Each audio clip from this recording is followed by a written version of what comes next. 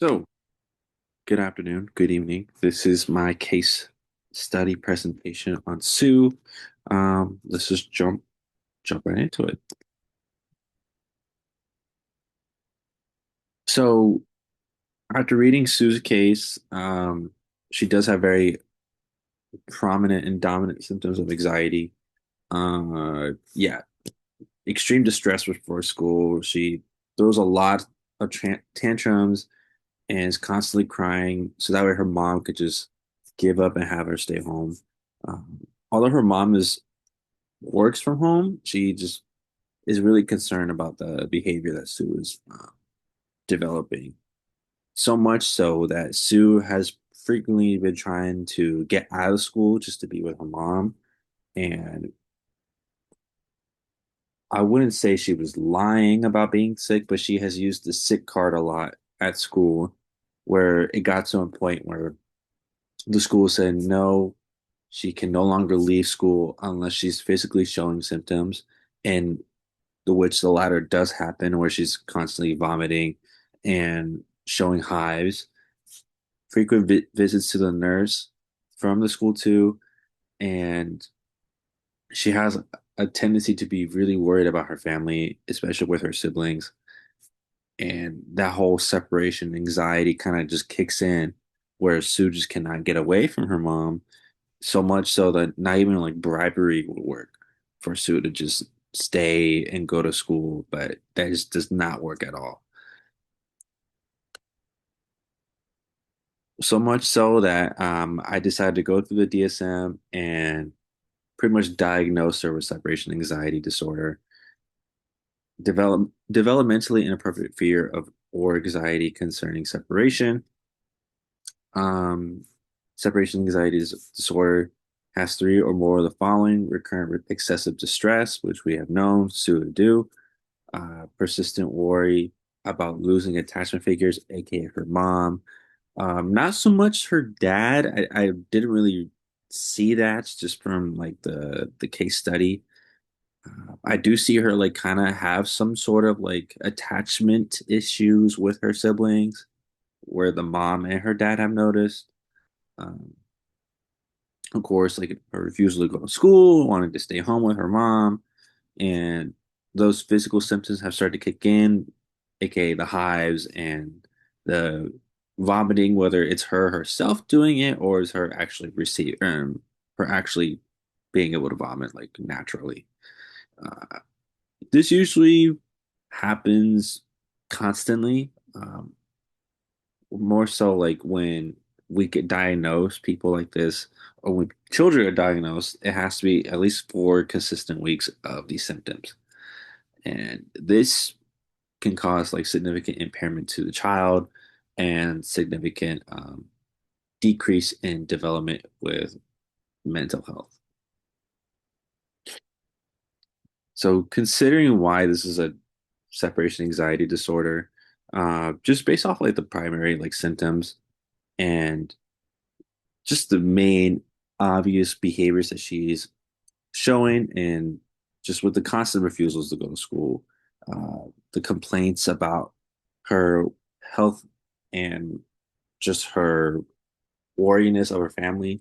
I wanted to put a little note that her having this constant fear of being sick too can also lead to a different form of separation anxiety disorder known as hypochondriasis. Excuse me for butchering that word, but it's basically when someone who has anxiety, also a form of separation anxiety disorder, where um, someone constantly believes that they're sick. And that is a development of separation anxiety disorder, and also another form of anxiety disorder that I'll get into in the next slide. But because of this, that's also like a form of that. And yes, getting to my second diagnosis that we can consider is the generalized anxiety disorder. This is pretty much like the most common form of anxiety disorder that a lot of people have. They have persistent excessive worry about many different domains. Physical symptoms, of course, headaches, stomach aches. That's what Sue was experiencing at first. And, the parents were trying to just brush it off, just had try to get her to go to school. Obviously, that wasn't the case. She continually developed that until she got to like the physical vomiting and the excessive hives that she was receiving. Um, she had a struggle to control her worriness too, as well. And because of that, we have to consider generalized anxiety disorder, which is known as GAD.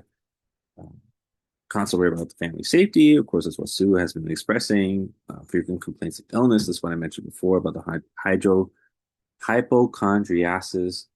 Um, I guess like sub form of disorder too. It's like another form of it.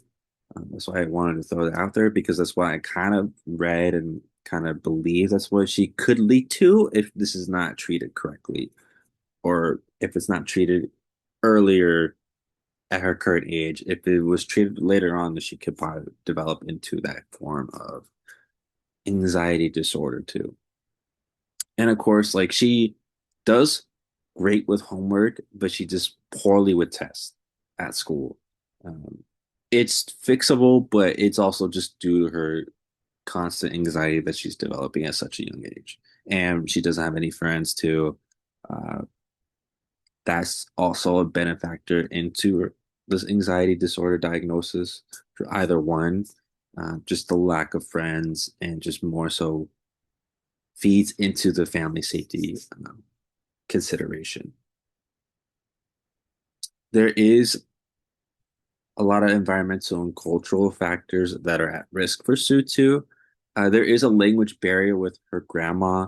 Her grandma also kind of just feeds into this cultural belief based on China, like eating bitterness, which kind of just brushing off what Sue's mom is trying to suggest to her grandma, like Sue's not doing too well. We might need to consider taking her to counseling or get her just trying to figure out what's wrong with her.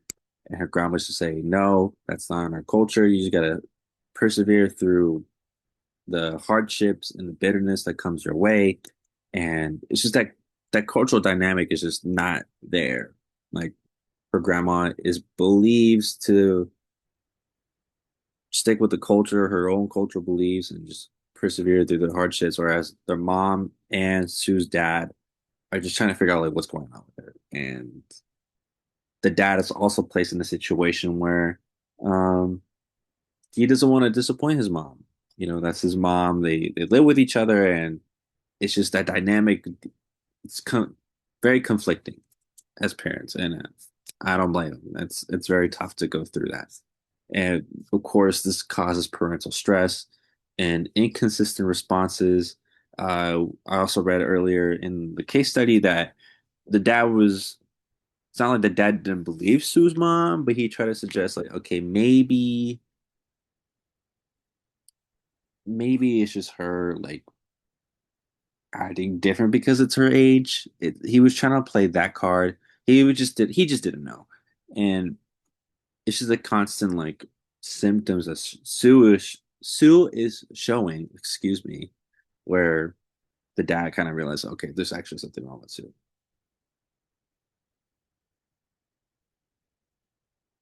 And when it comes to separation anxiety disorder, that's the diagnosis I'm going to stick with. There are different ways to treat this at home.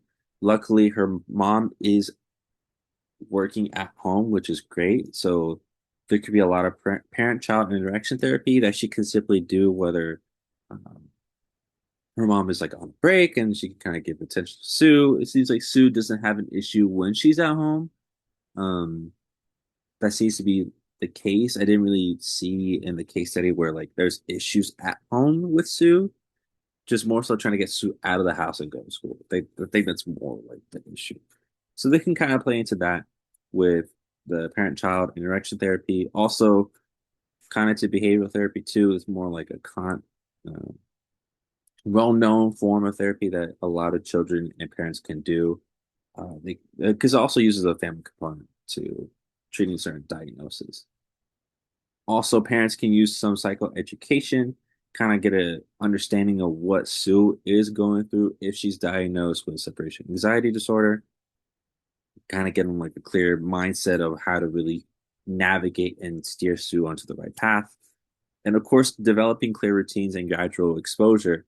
I know they try to bribe Sue, but maybe they can use the routines and maybe gradual like success with this therapy or any form of therapy to, encourage Sue like, okay, everything's okay, you can go back to school. And I think that might alleviate that stress and that conflict between Sue's parents and Sue's grandma when it comes to those cultural dynamics and like cultural barriers too. So hopefully that could be a good case where they can just develop that routine. Whereas at school, it seems like Sue has a tendency to go to the school nurse.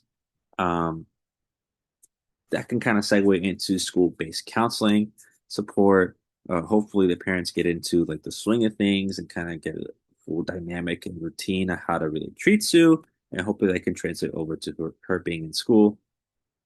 Of course, 504 plan accommodations, daily check-ins, and safe space. That's where the nurse can kind of come in, or maybe another counselor, kind of check on Sue and see how she's doing.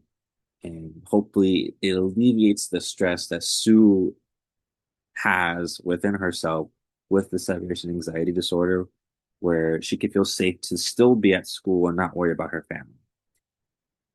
And of course, we can kind of hopefully gradual desynthesize plan for school attendance. Hopefully Sue can just, come back and have a consistent record of being at school for a long period amount of time and hopefully get her grades up from testing wise. I know she does well with school homework and she has decent grades, but the tests are what kind of killing it for her. So hopefully that can, you know, progress in a positive way.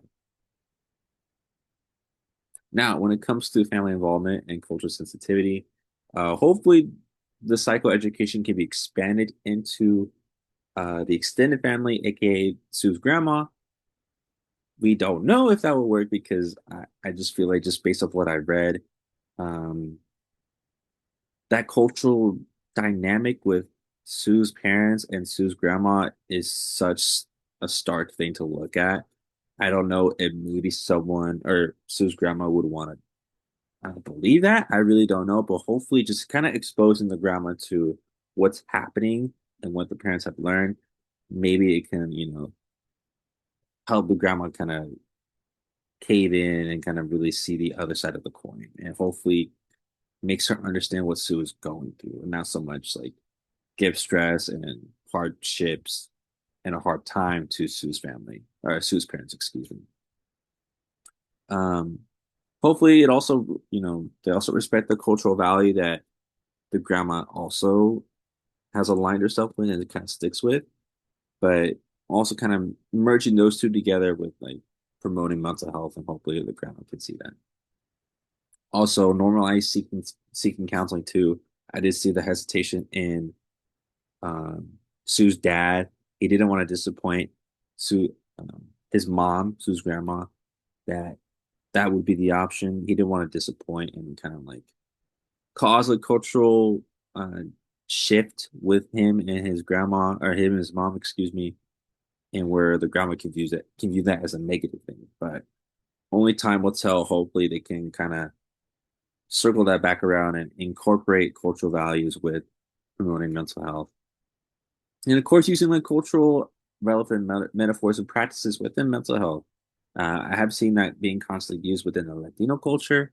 So hopefully they can use the Chinese culture and incorporate that with practices to help, alleviate that negative aspect that many people could view counseling as. But that's one thing to look at when it comes to um, diagnosing Sue.